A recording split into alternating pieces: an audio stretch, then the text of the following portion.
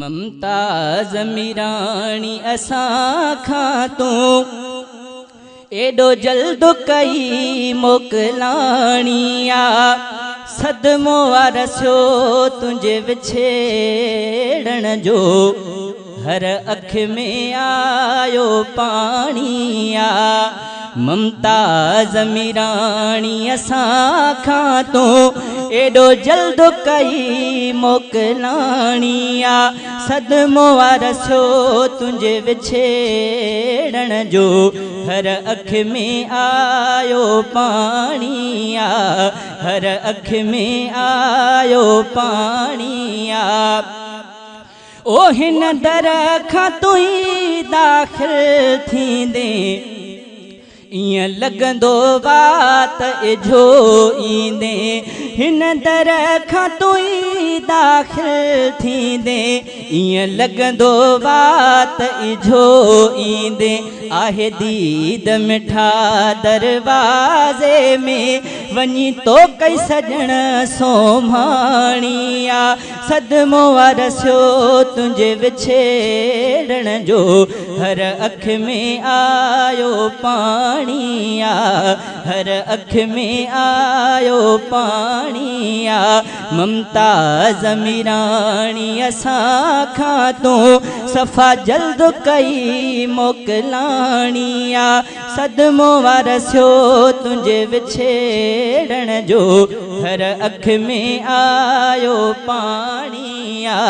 हर अख में आयो पाणिया हो घर भाती पया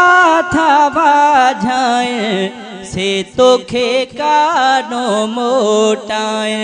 हिन गोठ मगेरा उडेरी व्या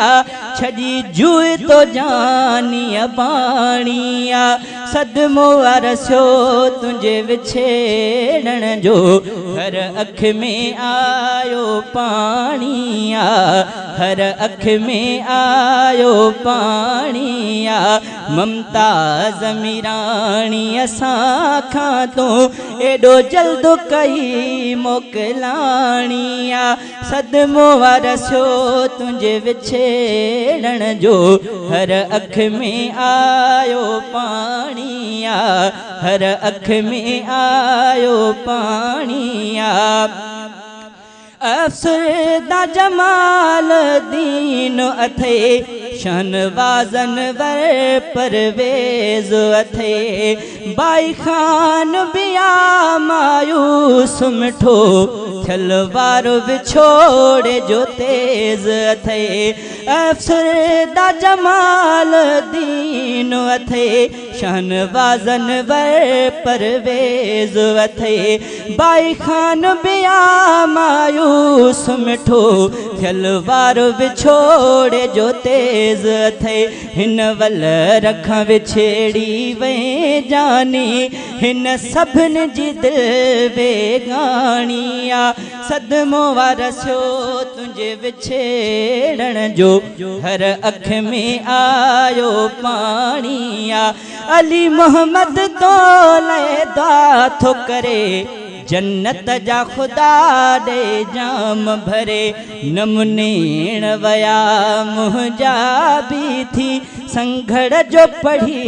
ही कहाणिया सदमो वारसियो तुंहिंजे विछेड़ण जो हर अख में आयो पाणिया।